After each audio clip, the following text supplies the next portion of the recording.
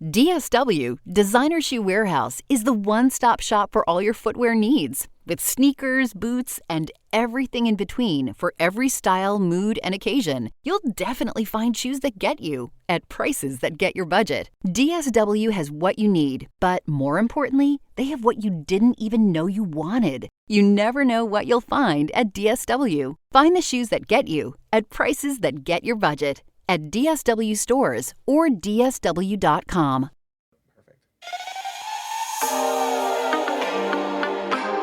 Live from California, it's RDR Live. And that stands for Robert Disses RulaskaThoughts. All right here on RulaskaThoughts. Cue the sniper girl. Robert want to. I didn't think of lyrics in time. I said I wanted a turkey sandwich. Is that a turkey sandwich? I guess I'll try it. No, I said I wanted a veggie sandwich. Sorry. Oh. I would also never expect you to get the reference that I just dropped. Although it comes from your friend's film. What's the reference I just dropped? I don't know. Okay, we both have references we didn't get. You explain yours, I'll explain mine. Two ships in the night, girl. Well, from Nick and Nora's Infinite playlist, the storyline, what's driving the plot is the fact that there's a very drunk friend who's running around New York. Mm-hmm. And at one point it cuts to her at, I don't know, like Grand Central Station or some train station or bus station or something. Mm-hmm. And there's a chef randomly sitting there with a turkey sandwich, and she kind of creeps up on him, and she's like, "Is that a turkey sandwich?" And you just remember the whole the most scene obscure is lines. Fun. But your friend directed the movie. No, he didn't direct. I think he just produced it. Oh. Yeah. Well, anyway, I would not expect you to know that reference, or really anyone, except unless my friend Sarah is listening, because we repeat that to each other ad nauseum, stupidly. But so my reference, I think a lot more people will get that one, is there is an overweight, but this is the whole thing of her channel. I'm not just calling her out. Social media star named Amberlynn Riley. I think that's her name. Or is that the girl from Glee? I think her Riley's from Glee, girl. Okay, Amberlynn. Jones. Okay, Amberlynn. Okay, I know her name's Amberlynn. And Amberlynn has this famous video, which I'm sure you've seen, where she's doing some sort of I don't know if it's a mukbang or something. It can't be a mukbang because I think the whole point is she's trying to eat healthy. And she's opening the bag of the food she ordered. Salad. Yeah, she opens the bag of the food she ordered and she goes, "Okay, I got." She looks and she goes, "Oh no, I ordered a veggie sandwich," and she's like, "They gave me a turkey sandwich with bacon, I guess. I don't know." And she goes, and they gave me 2 bags of chips. I asked for an apple. And she's like, and everyone, it's the most ridiculous video you've ever seen in your entire life, right? And so the way I said something reminded me of the way I said, anyway, who cares? Hi, everybody. All this for turkey sandwich. Look, everything we've just done is more interesting than this episode of RDR Live. I got to apologize to our audience who follows me on social media. Oh. I've been pressured to be on more of a social media presence. And so, and look, I do think it's an important thing that I'm not important to the world, but important to Afterthought that I do this. But it's one of these things where, building a social media presence is a work. It's trial by error. Everything's going to be a work in progress until we find exactly what our niche is, right? Yeah, doll. And so some things that I do work, and some things that I don't think will work, and things that I think will work don't work.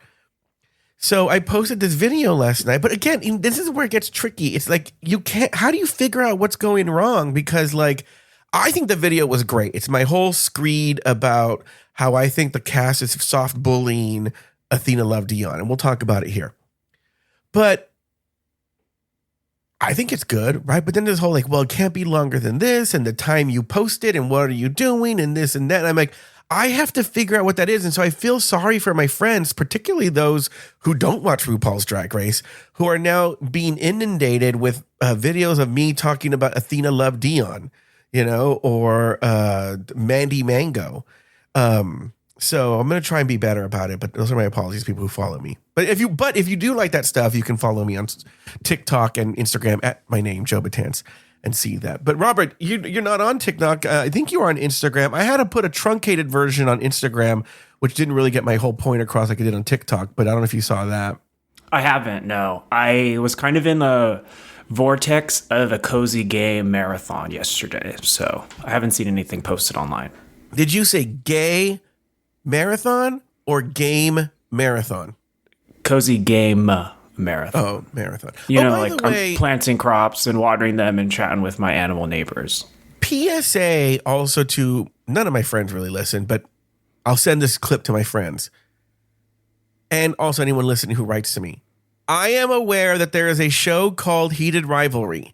I am aware the show exists, and I appreciate that you all want to hear my thoughts on this show. I have a particular flaw in my personality that the more people tell me to do something, the less inclined I am to do it. Have you watched this Heated Rivalry? I have seen episodes 1 through 4 and most of 6, but I didn't even intentionally skip 5. I just haven't gone back to rewatch it or watch it. Well, of course you watch the one, because what I've been told is what episodes 1 through 3 are kind of softcore porn, but episodes 4, 5, 6 is incredible. Are where the show is actually a real show. As much as a standard erotica adjacent, smut book can be, yeah. Okay. What I don't get is the dialogue's look, atrocious. Okay, look. Here's a deal. I really, really appreciate and I'm flattered that everybody wants to hear my 2 cents on Heated Rivalry. I mean, that it's better than people not wanting to hear my 2 cents on Heated Rivalry. Oops. But I don't know. We've tried doing scripted shows, and unless it's something really bad like we would do for Hallmark Homos, I don't see why I would. What would I say? Like, oh, that was good that person did that. I think we'd be getting a redux of you talking about how much you want to taste Georges's asshole, but now with the Russian character. So here's the deal. I've seen these guys walking around. They're everywhere. Yeah, they're at high tops, and I get several texts about it, like I own the bar. And I think they're fine, but I don't know. They're not. I like, you know what? There's one that looks kind of like SNL star Marcelo Hernandez. I guess sure.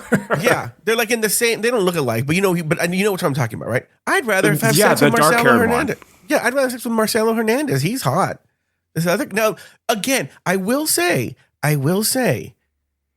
maybe the characters that does sway me a lot, right? Maybe if it's a very attractive character, then all of a sudden I fall in love with this person. I guess I'll have to eventually watch this show.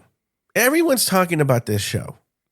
Have you seen this discourse about how there are these certain women who love Heated Rivalry? There's something about there's a video or a TikTok or an Instagram. I don't know. There's something where I guess I don't know anything about what I'm going to tell you. That's why I'm glad I'm talking about it on the air. Something about a group of women are discussing Heated Rivalry, and a gay man pops in and weighs in, and he gets basically shouted out like, this room is not for him. This is not a space for him. It's for women, and Heated Rivalry is meant for women, and how dare he come into this space? Do you know about this, Robert? I know not about that specific drama, but I know that Heated Rivalry became so popular because it's essentially, and I'm going to butcher the pronunciation of this because I've only ever read it. I've never heard anyone say it. Fujoshi, which is like a Japanese manga that's essentially, or just fiction or literature that's about 2 gay men that is written for the perspective of women. So how is that different from? There's another one that's called like yaoi. I can't say that one either. Yeah, I think it's yaoi. So that's like Athena Love Dion and Briar Blush. They kind of have their little like cursed, like annoying yaoi right now. But I think yaoi's like two femme slender guys who have some element of tension, whereas Fujoshi's like think explicitly romantic. So as I have mentioned, I see. So how I have mentioned many times, a former student of mine, and we were, I wouldn't say close, but like close, yeah, sure, for a teacher-student relationship that was completely appropriate, became a model and dated Troye Sivan, and they had, I think he might be one of Troye Sivan's more like, they were like the Bennifer or whatever for a while, right? Or what are they? I feel it's always Ben Affleck and somebody. But anyway, they had this Japanese sort of manga based on them or something, on their love affair. Troye Sivan? Yeah, Troye Sivan and my former Jacob Bixenman. Have you seen that Japanese manga comic? Redundant, but regardless, about the guy who learned English by watching RuPaul's Drag Race? No, I don't know about this, but we have a bunch of I have a bunch of foreign listeners who, I don't know if they learned English from RuPaul's Drag Race, but it got better from RuPaul's Drag Race. Well, yeah, and I'm sure the guy didn't, learn I before E come except after C from RuPaul's Drag Race, but regardless. One of the things we have to talk about, you and I have not had this conversation, but I just had an extensive conversation about it this morning, and I had one yesterday, so I do want to revisit this, and it's still in the zeitgeist, is I want to talk about the controversy with Matt Rogers and Bowen Yang. I know you're boyfriends with Matt Rogers, so I do want to hear your 2 cents on this. I've actually, I wouldn't say I've learned more, but I've found out more, which sounds like they're synonyms, but in my brain they're not. But we're gonna do that. We're gonna take a break, and we come. And I mean, guys, I've seen the discourse online. Nobody was excited by this RDR Live, so we will talk about it. But that's not what today is. We'll be back right after this.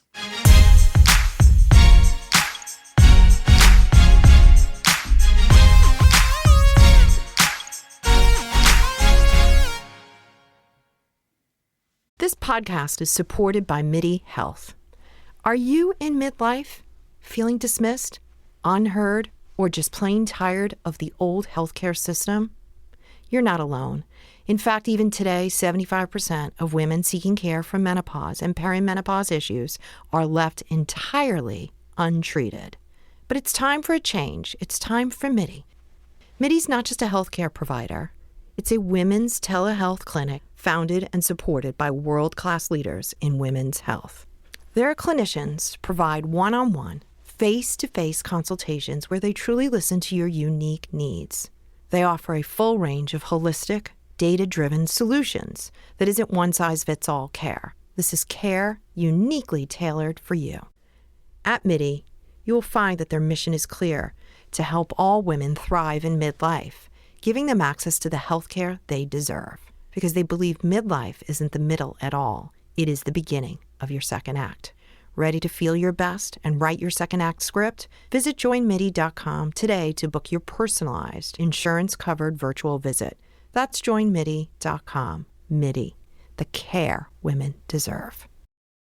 Well, the holidays have come and gone once again, but if you've forgotten to get that special someone in your life a gift, well, Mint Mobile is extending their holiday offer of half off unlimited wireless. So here's the idea. You get it now, you call it an early present for next year. What do you have to lose? Give it a try at mintmobile.com/switch. Limited time, 50% off regular price for new customers. Upfront payment required. $45 for 3 months, $90 for 6 months, or $180 for 12-month plan. Taxes and fees extra. Speeds may slow after 50 gigabytes per month when network is busy. See terms.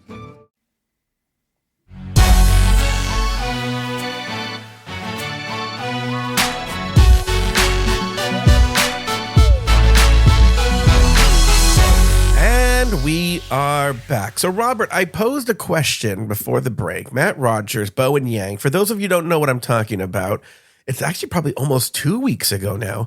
Matt Rogers on Las Culturistas. I can't say Las Culturistas, or co-host Nathan Patrick Brown gets really mad and corrects me.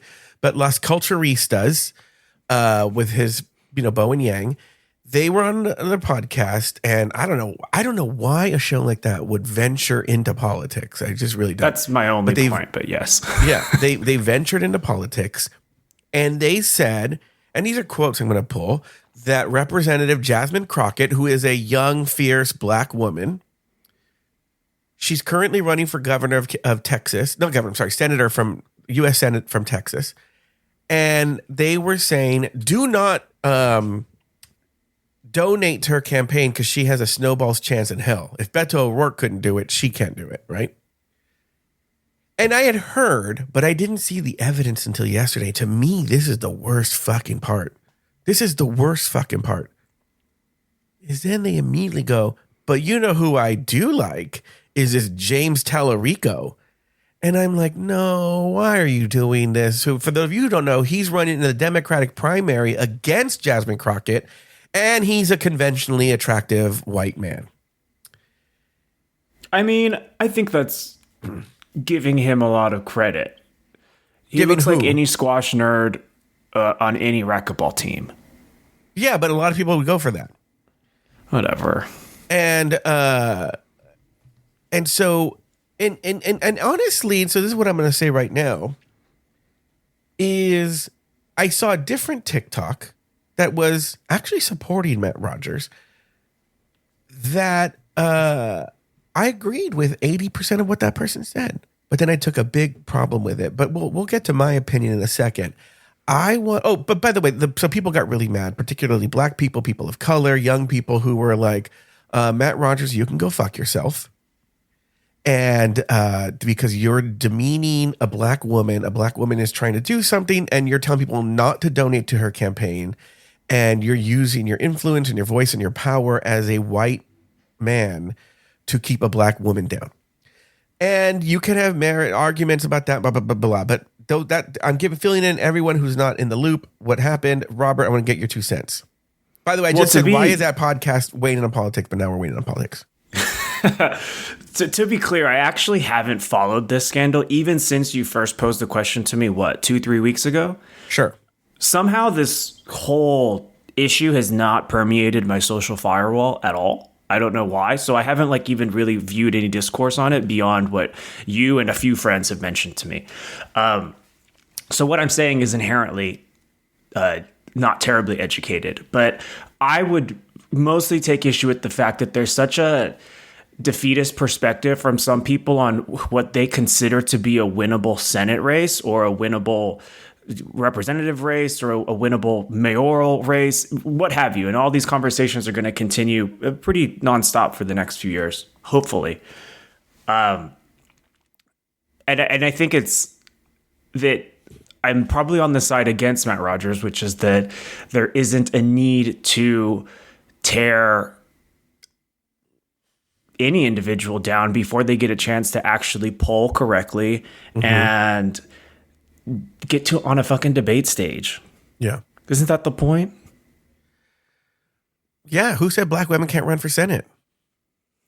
The same person who said that Latinas can't go to the beach, I think.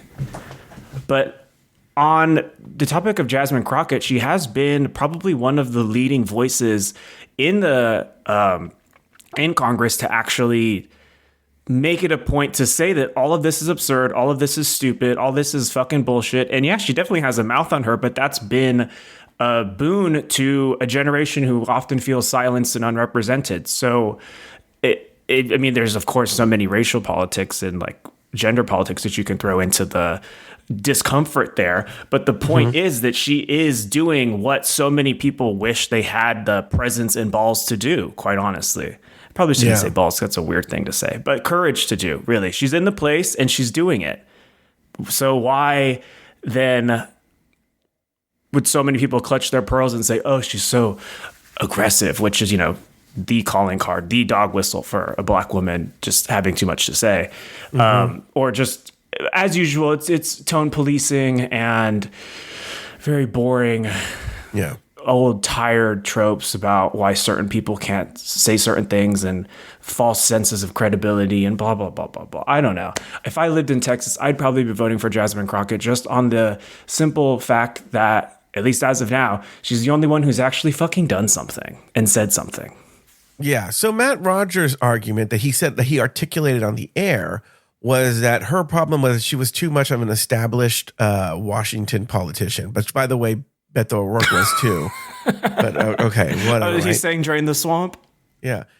So there's this other cisgendered white gay that I saw who was actually, because a white gay was attacked, so he had to jump to his defense. But he has a background in politics, and he was going to weigh in on this. I agree with 80% of what he said, and I will give you his argument in a second. But the problem is, and I think his argument was well thought out. I think it was the facts are there, the data is there, everything like that. But I feel he's projecting his own intelligence onto Matt Rogers, if that makes any sense. I don't think Matt Rogers' thoughts were that deep, right? But essentially his argument was, and much more well delivered than Matt Rogers, in that he also gave Jasmine her flowers the way you just did, pointing out that she is an amazing advocate for gay rights. She's been a voice in Congress for the left and blah, blah, blah, blah. Gave her flowers. But pointed out, essentially, and I think this is the part that I really agree with, is Texas isn't as purple as the Democrats hope it is. And she is a black woman. She is a black woman, which is a huge deficit in Texas, And that is the reason why her campaign is probably not going to be very successful.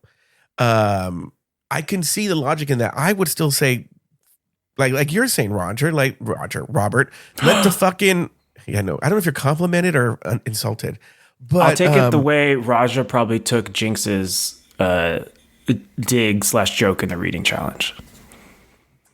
Is I don't know what that was, everybody, but I'm gonna go pretend like I did. But and it's like, well, let the chips fall where they may. Let Texas figure it out. I wouldn't ever tell anybody who they should donate their money to. Donate your money to Jasmine Crockett, and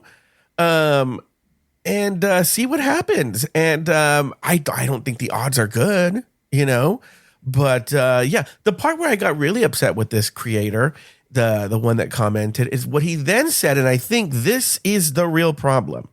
This is the problem. This is what it gets to the heart of the matter. Is he excoriates those who are coming for Matt Rogers and is like, this is what Democrats have to learn. The reason we fail is because we turn on ourselves immediately. We have a lot of infighting, blah, blah, blah, blah. Now, by the way, he's not wrong. But yeah, it's the most obvious, commonly said thing for the last, I don't know, probably forever. But here's the deal. I think the other problem, and it's why we lost the independence in 2016 and all this stuff, is there is a habit on the part of the people in power, specifically the cisgendered white straight men, and this is a gay man, though they do the same thing, is talking to people of color and other marginalized groups as fall in line, assholes. We got this, And so I think that if you're saying, oh, I work in politics, and you represent the people in charge and you're speaking for them, then you guys have to learn to get your messaging in line too, and how you talk to your own constituents before you tell us to fall in line. Thank you. Anyway, any thoughts on that, Robert? Several, but I think also this is probably not the place. Robert and I will talk about it at High Talks. Like we could go back and forth endlessly about this. Yeah. And I think I've even in the past given that the clear issue that the Democrat Party will always face is it being the party of several different banners and a very wide, diversified array of interests is that we will never be able to unify in the way that Republicans have a single solid target to rally around. Did I say target? What the fuck is that? I meant argument. In my effort to make this Las Culturistas too, did you see the videos of this Jennifer Lopez doing the glam cam stuff? No, the last I saw Jennifer Lopez was, spoiler alert, at the end of the Anaconda movie. Oh, okay. Was she in the original Anaconda or something? Yeah, she was the female lead in the most iconic film that came out in, I don't know, was that like 98? I love Anaconda. I love the flute at the beginning when Machete gets whacked. So at the Golden Globes, there's this thing called the Glam Cam or something like that. I don't know what it's called. Glambot? I don't know what it's called. And what it is, celebrities. I've learned all about this now because it's Jennifer Lopez thing. Yeah, I never see the red carpet. I don't like that stuff.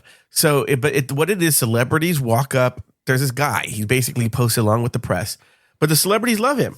He has this really fancy whole rig set up. He has a team and everything. Joey and Nofi. all you do, and this is why the celebrities love it, is if you want, you walk up and he'll say, "What do you want to do?" And he says, "Okay, do this, do this." It takes 30 seconds. And you do your pose, he films it, boom, he shows you the result. It looks fucking fierce, and he posts it online, right? Okay. And so the celebrities love it. You know, the ones who want to go to him. Now, I had never seen this, never heard of it, knew nothing about it until the Jennifer Lopez controversy, right? So she walks up. She doesn't say anything to this man. She gets in the space where you're supposed to be. He says, okay, this is what we're going to do. Do what, you know, they're having a very quick 10-second. No, she doesn't even talk to him. He says, you know, essentially get in the position you want to do. Okay, that's what you want to do. Okay, you're going to do. Okay, I got it. And then he tells his crew, okay, we're going to do this, this, and this, and this. He goes, and action. She does the move, walks away. People lost their motherfucking minds. Lost their motherfucking minds. She's so fucking rude. She doesn't say hello to him, blah, blah, blah, blah. What a fucking cunt, this and that, right? I've never seen this. So I don't really have a point of reference. So then this guy comes out and he posts a video, because I never post videos about this stuff, but I want to say something. I didn't think she was rude. You know, this is a thing that she does. She's done it before. She knows what to do. I was perfectly fine. I had no problem with it. If people want to talk to me, they can talk to me. I don't care. Right? I was like, okay, great. I don't know what everyone's big problem is, right? But I think, because he's clearly a gay man. And I think in the cuntiest gay move of all time that I appreciate as a cunty-ass vindictive motherfucker, he starts posting all the other videos from the Golden Globes. And everyone he's been posting so far, the celebrities are like, oh my God, nice to see you. I love you. Oh, how are you doing? They're talking to him, blah, blah, blah. And I go, oh, I get it now. Like, she was such a raging cunt to him. Like, you don't know anything about this, Robert? No. But I do know that J-Lo's PR team has always been either wildly incompetent or entirely non-existent. But how are you, J-Lo? This is already a thing that's been following you about being rude and stuff like that, right? How are you then? You know what? I'm going to go up now and I'm going to be nice. I'm not saying, you know, saccharine or a treacly in any kind of way. I'm just saying, hi, nice to see you. Okay, what are we doing? Then it would have been a non-story. She should have been like, yeah, I used to live here. She lived at the hotel? In this house. Oh, you know, who are you? I'm Jenny. Jenny who? From the block. That is a great video. And why they put that into the documentary? As I said, her PR team is either wildly incompetent or entirely non-existent. If you know, you the know. The only thing they ever got off the floor for her was convincing all the gays that she deserved an Oscar nomination for Hustlers. Like, I don't look to the awards for any sense of authority, but come on, like, that was camp. All right, Robert, we are 27 minutes in or so, 26 minutes. Give it to me. Your thoughts on RDR Life. I actually, despite last week having a very sour perspective on the episode, I did not find it to be a full body cringe fest the way I anticipated. Am I saying it was good? Of course not. I'm not that ingratiated to the RuPaul writerdom, but I didn't find it any worse than the previous ones, which is the best I can say for it, I think. I agreed with your assessment that Juicy Love Dion was probably not the funniest, but I do think her ability to embody a character was probably the most seen on display that episode. She kind of really disappeared in the character. So I think that's why she got the win, and everyone else was middling to bad. Athena probably being the worst to me. And that is not a youngish person coming for an older person just for the sake of it. I thought she was fine. The very same second that she said, I'm nervous, I said out loud, oh, she's really fucking nervous. Because if she's a hostess constantly, all the time, then she should have that level of gravitas down pat. And she did not. She was almost as shifty as Sarah Sherman whenever anyone asked her to give an opinion. I thought, for the record, I thought Athena was perfectly fine and acceptable and probably a role that's pretty thankless. You know? I would call it thankless if last season Anya didn't cement her star power by really succeeding in that role. But here's the deal. And unfortunately, because, guys, we're not a fucking goddamn investigative journalism team here, right? Because people will come down on me like, why didn't you know that Mandy Mango on her TikTok live said that? And I'm like, I don't know. I'm not following the Mandy Mango TikTok live thing, right?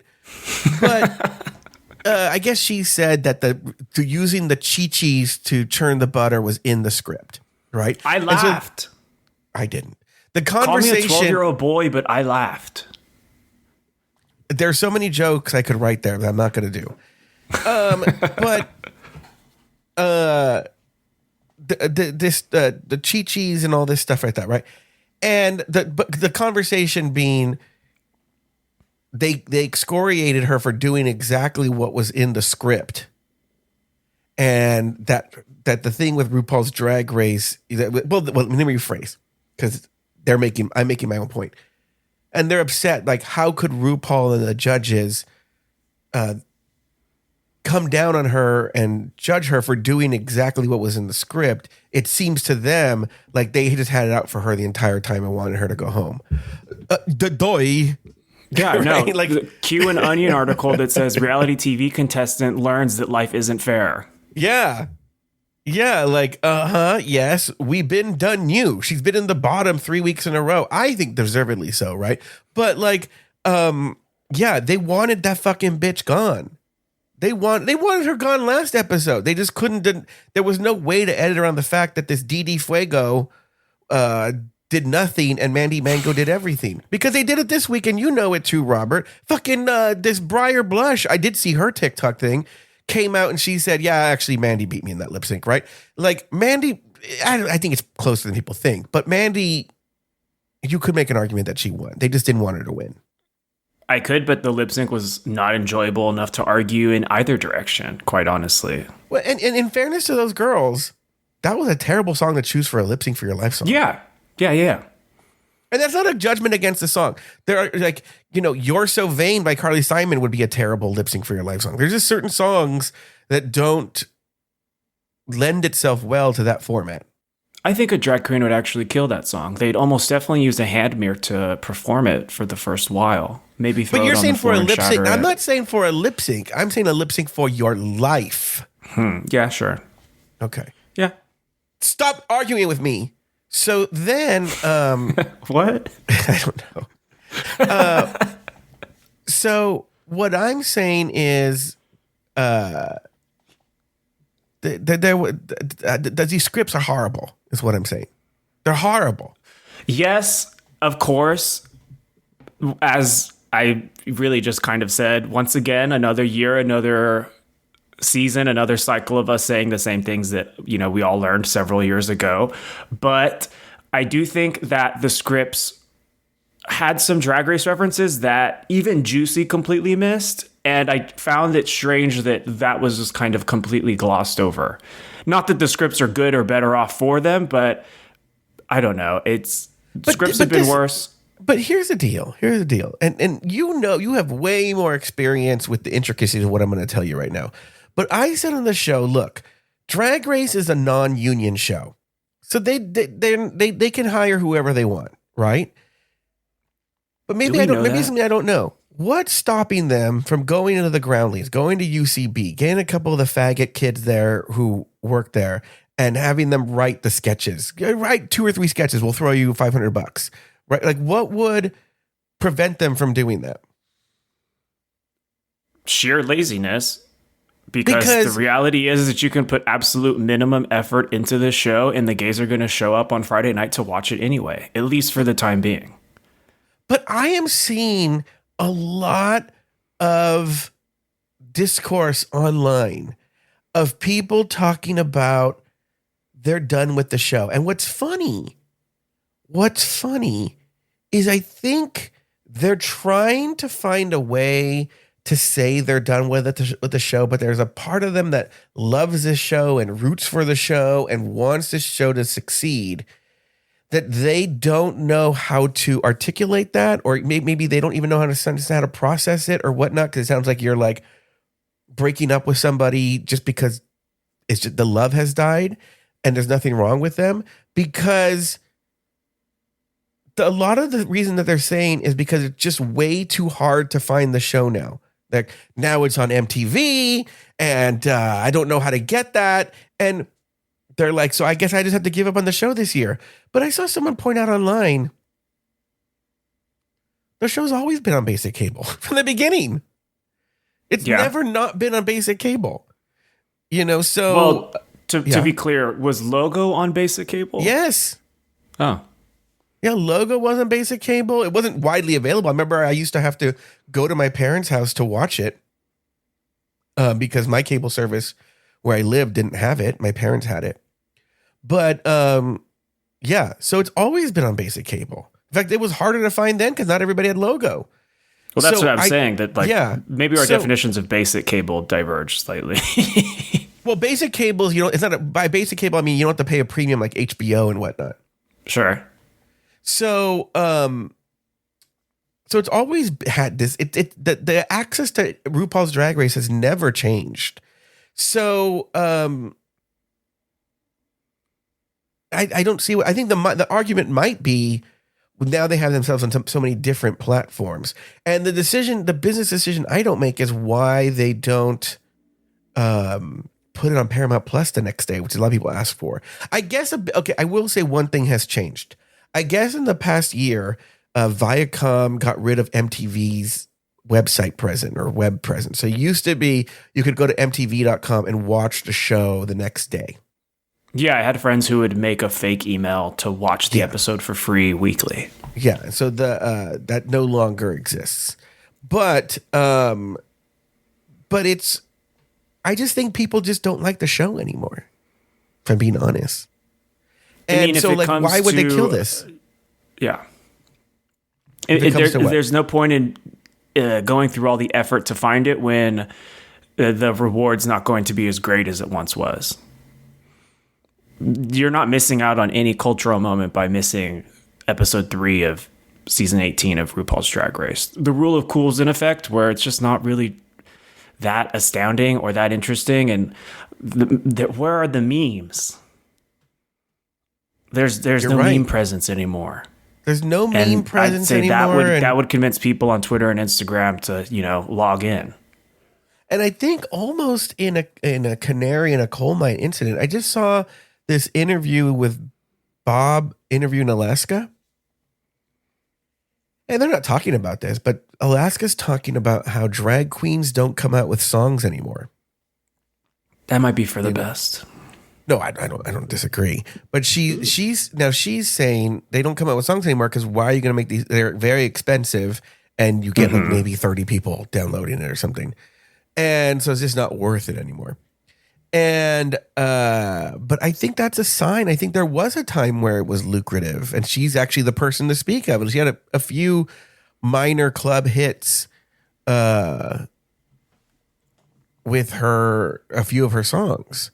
And so there was a time when RuPaul's Drag Race collectively had the gay dollar in its grasp, and they've somehow squandered it. And I think internally they probably, what do you think they say internally? That gays are stupid and that everyone should love their perfect product with fabulous writing, and they're changing the world by putting queer people on television, and therefore everyone should be grateful for their efforts. I'm certain they're patting the fuck out of each other's backs for that. It's so funny because I just made the connection right now, which is so convenient this week. that RuPaul's Drag Race, like as any kind of legacy show now, is going the route and has gone the route of SNL, where you have a person at the top, Lorne Michaels, in this case RuPaul, and also Randy and Fenton, running this thing, and they're older and they're out of touch, but they refuse to concede that the show by their own making is suffering, and they refuse to change anything, and they just chalk it up with Lorne Michaels. He has so many years that he's like, oh, they're always saying that this cast sucks and blah blah blah blah blah blah, but honestly, most of the time the audience is right, and I think when SNL's in the zeitgeist, then that's when it's doing well. I don't really hear anybody talking about, oh, did you see this on SNL? Maybe once in a while, some bit hits, but and I don't think until Lauren's gone, SNL's just going to just linger. And I think until Randy, Fenton, and RuPaul are gone, I think the show's going to be in the same boat. I don't think RuPaul's Drag Race is going to end with RuPaul. I'm being honest. I still don't know who would be compelling enough to watch every week. And that includes Bob and Bianca and even Michelle.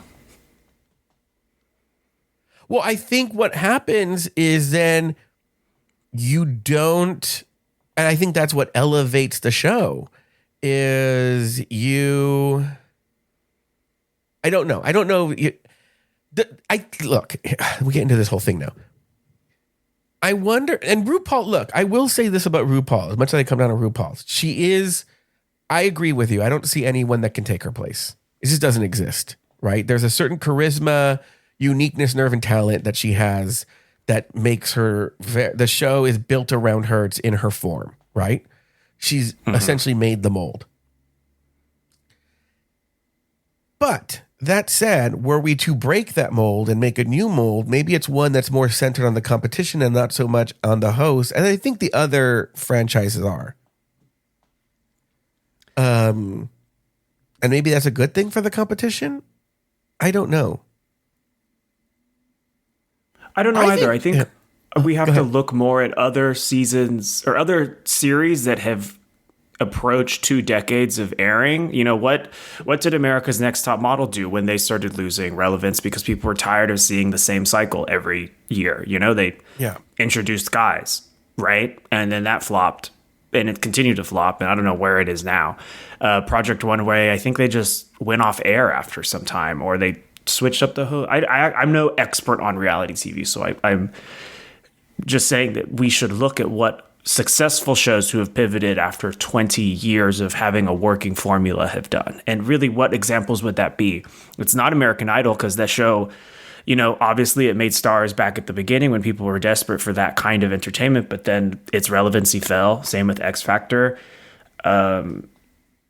Same with America's Got Talent, that kind of stuff. It just, people get tired of the same old shit.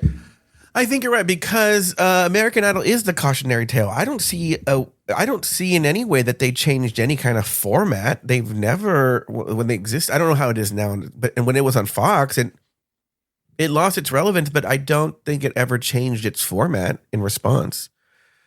No. Is it even on, though? Pardon me? Say it again. All these shows started pivoting towards celebrity judges as the pull. Yes. You know what? That's what American Idol did. They went to celebrity judges. I think what you do, I don't know. I don't know what the answer is. But what I'm arguing, though, I'm not saying I know the answer. My argument actually isn't even for me knowing the answer and here's how you fix it. My argument is you have a bunch of people in their 60s running this thing, which is, again, not in and of itself a bad thing, but they've been running it for almost 20 years. And so they now have this sort of like institutional amnesia of what it was that's helped them get this and make this big. And so I think you bring in fresh new blood that can inject some life into this, Yeah, Probably. That's what I It's think. within the confines. I feel like, honestly, the fresh new blood is partially responsible for the script writing that relies on your favorite, let's see how this turns out level of humor. Yeah, but what I'm saying is, okay, look, after season 7, they cleaned house. I don't know to what extent, but they cleaned house and they brought in new staff members. And what you see after that is an ability to sort of pivot and reignite probably some of the best seasons in the show. You have 8, 9, All-Stars 2, and All-Stars 3. I won't put 10 in there, but I don't think 10's bad either, right? So you have this short time where you're like, oh, okay, they reignited excitement into this franchise. That could have gone in a different direction after season 7. Because season 7, incredible cast, terrible challenges and production and whatnot. I think about Shakespeare every day. I think about Shakespeare every day. You look at that show and you see it is not the fault of the cast that season. It is probably one of the strongest casts we've ever had. So, yeah, I don't know. Any other thoughts on RDR Live there, Robert? I mean, is this indicative of the quality of the season? No, I won't extrapolate that far, but no, it speaks to the challenge, not to the cast. Yeah, mostly the challenge, mostly whatever the cursed acting challenge idea is going to be here, and obviously Snatch Game's going to be interesting with this level of quote unquote comedy. But when have we actually looked towards Snatch Game apart from All Star 7 as a display of talent? So yeah.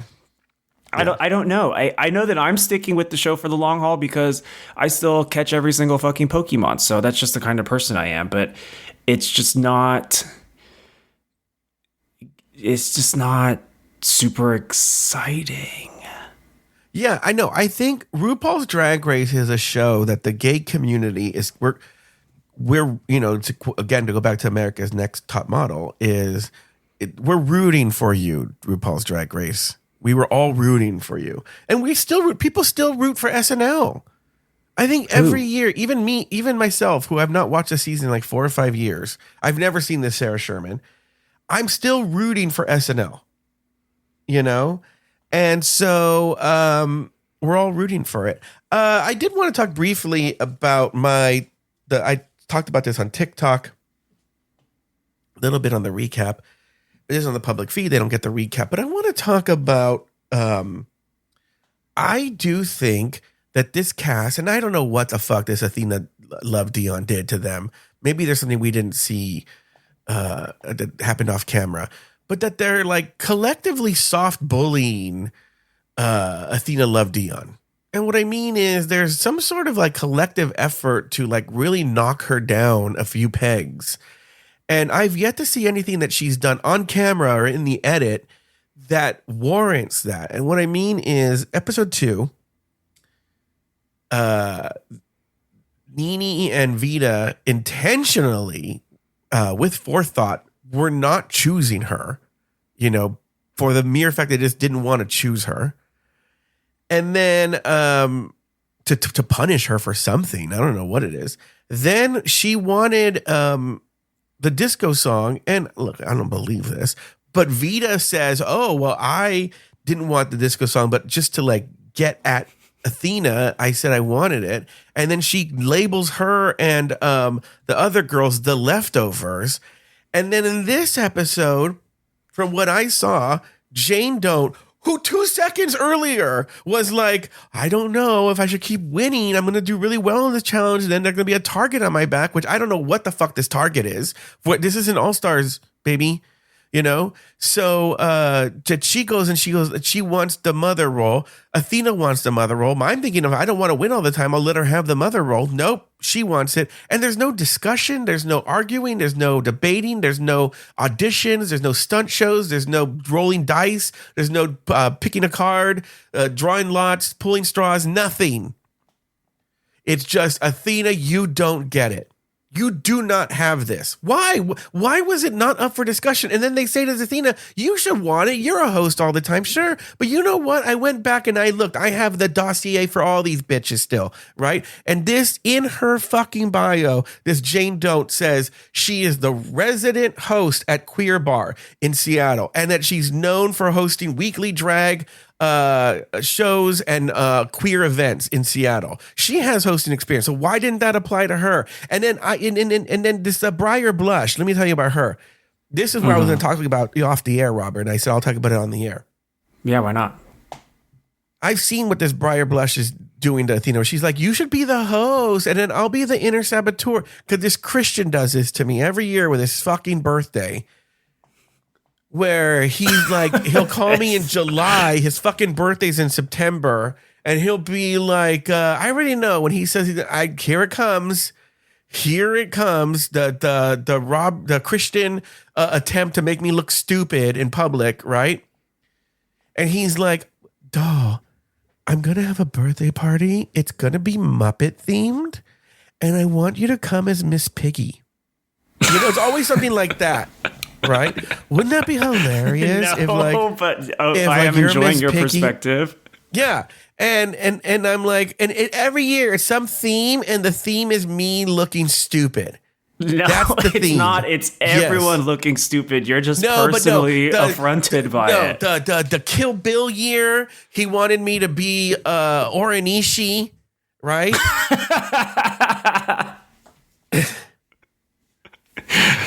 Right. So did you know the Kill Bill filmed at Yamashiro? I didn't know that. Oh, did they really? I mean, it makes sense. So, yeah. So anyway, so I saw this. So Briar's like, because she knew that the inner saboteur was going to make fun of Athena and say horrible things to her, and that's why she wanted this. And this Athena did it. I don't now. Again, maybe this Athena is a rotted fucking cunt behind the scenes, and we don't know it, and that's why they're doing it. But from what I've seen, she's been nothing but pleasant. Again, this is what they show on the air. We know there's other queens who've done that too. What's the baby one? You've forgotten. What's the baby one? Arietti. No, the other one. She always thinks she's a baby. How many? Always think. Olivia Lux. Yes, Olivia Lux. Oh, she's horrible off camera, and we saw it in the All Stars. We saw the real Olivia Lux. Anyway, go ahead. What were you going to say? Do you remember in episode 1 when Briar and Athena had a spat about gloves getting sewn or someone not asking for something, and more or less in the it was like a barter, like a service for service, like you sew this for me and you can have, I think, a material that Briar wanted, like a fabric. Some kind of queen to queen business transaction that fell through, and both parties were under fire for it. And I think at the time people thought that Briar was being a little shit stirrer, and that Athena similarly was vindicated for her opinion. But then I think even you said on the microphone the following week that the girls deliberately not picking her for the group challenge was because they had silently decided that actually Athena was the problem in that situation, and that Briar could be the case. Correct. But now we're seeing, as we're going to see next week in the preview, it looks like Briar might be the problem. Because now, for some reason, Mia Starr, who we've not heard from, she looks like Maya Rudolph a little bit, don't you think? I haven't seen her enough to have an opinion. But this Mia Starr, now she's going to be the star next week, because it looks like she and Briar are going to get into it. We saw a little bit of it Untucked. A little hint of what's to come. And we also saw in the preview there's going to be some words at the opening, in the cold open, so to speak, next week, that they're going to have words about something or other. I don't know. Anyway, this show's gone long. Well, really quickly, just to stop. Respond. That's the end. No, just kidding. Wow. Just kidding. I do think that there is definitely some kind of like odd over frequent reference to age in regard to Athena, but I think that's just also because, sorry, but I don't think Jane Don't is that funny. I've seen her excessively verbose tweets with her thinking that she's eating, and it's just all kind of eye-rolly. I think that the lowest hanging fruit is the age joke, and that's why she keeps harping on it, because it's just, they really can't come up with better shit. But I think Athena does herself no favors, because she kind of does the Jan reaction where she is responding with silent temper tantrums and really taut facial expressions, and she makes herself a fun person to poke at. Well, yeah, because I think what's happening is she was a big fish, and I won't say little pond, but a much smaller pond, you know, and I'm sure she was treated with reverence and respect, and she probably runs a bunch of shows and people want to get booked and blah, blah, blah, blah, blah, right? And now she's here where those girls don't have that allegiance to her. They don't really know her. And so I think it's hard for her. I think it's hard. I think there's a lot going on because she's left her little bubble, and her little bubble. And I do think, and this is kind of kooky here, that she thought she was going to show up and that she was going to eat like Sasha Colby. I think she compared herself to Sasha Colby, older, more experienced. But the problem, Sasha Colby was already. I was actually gagged that Sasha Colby went on the show. Believe it or not, I remember I thought, wow, going on the show is kind of beneath Sasha Colby, right? I don't even know who's the big drag queens, and I knew who Sasha Colby was.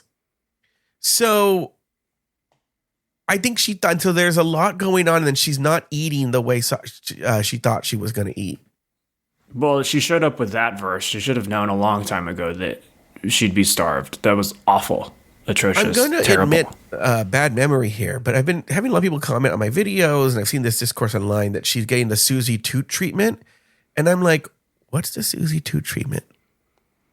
Well, the Susie Toot treatment at this point of the season was having the cast sort of disregard her drag and call it too clowny or too costumey or making fun of her bad makeup. And then around Snatch Game, Susie decided to say the ill-fated, "Oh, I'm an intellectual queen. I'm very cerebral." And then we were like, girl, shut up. But then she redeemed herself by the end of the season.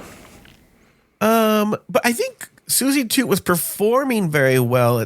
I think Athena hasn't been performing as well as Susie Toot did. No, Susie won the first episode and lip sync.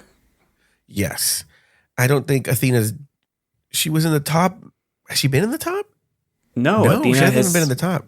Athena's run right now is a little bit like Jaylene Time in Canada season 5. A respected mother who unfortunately doesn't have the exact talents that the show rewards. Yes. And, you know, and it speaks to something I've talked about before. You can be amazing at drag and not good at Drag Race. And the opposite is true, too. You can be amazing at Drag Race and not good at drag. You know? So they're two different animals who live in the same kingdom. The same Corey kingdom.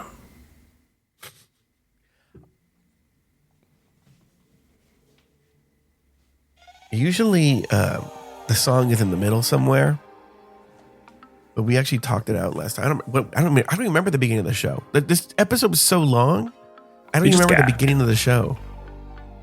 But I will say the people can't say we didn't give them their due content, Drag Race content, because they got an extra long show. So all the extra time we spent on the pop culture, it was just in addition to the drag. We gave a lot of good Drag Race deep thoughts. Next week is some sort of like design challenge or something, right? Red carpet crossovers. Yeah, they're taking two disparate runway looks and they have to mash them together into some look, right? Yeah, it's a concept, but I feel like I'm going to see like the same looks that Drag Race always references. You know, they have them make them out of paper in season 7. They have them dress up for them in All Stars 2 promo. God, all of that shit's like over a decade ago. And then the week after that, Robert's going to be the special recap guest for my favorite challenge. Oh, the talent show. I'm just going to call it right now. It's going to be a lot of, are they called bitch tracks? They can be, yeah. It's going to be Sierra Mist talking about how interesting and unique and zany she is while wearing the same wide brim hat that every person who's interesting, unique, artistic, and zany wears. Yeah. She's another one. Right now, there's a lot of filler people in front of her, but she's going to get her due hate from me. I can already tell I don't like her. I don't know that much about her, but she was doing way too much with the prosthetics. And then I didn't see. What prosthetics did I see on the runway? I guess if you count the horns as a prosthetic. Honestly, I knew from her bio that she actually is a respected special effects makeup designer. I love how she was very specific on the project she worked, except when she did Marvel. Exactly. I was having worked at Marvel myself. I was like, I don't think I don't know. Maybe the individual shows or movies have specific NDAs that they can't refer to, but that was weird. And there was also no follow up when I can't remember who said it, but they joked, "Oh, so you've been fired a lot?" And they really just went to the next thing. She just kind of made a face and was just like, and then they just moved on. It reminds me, and Lori and I have talked about this. About when you have comics who don't have any credits, and so they get introduced and they'll just make up credit, but the credits are not specific, so you can't look it up. So it'll be like, you've seen her on HBO and on Netflix, and you're like, what does that mean? You've seen them on HBO. It's very Willem coded. Yeah. Boston Public. With you. This episode is brought to you by Progressive Insurance. You chose to hit play on this podcast today. Smart choice. Make another smart choice with Auto Quote Explorer to compare rates from multiple car insurance companies all at once. Try it at progressive.com. Progressive Casualty Insurance Company and Affiliates. Not available in all states or situations. Prices vary based on how you buy.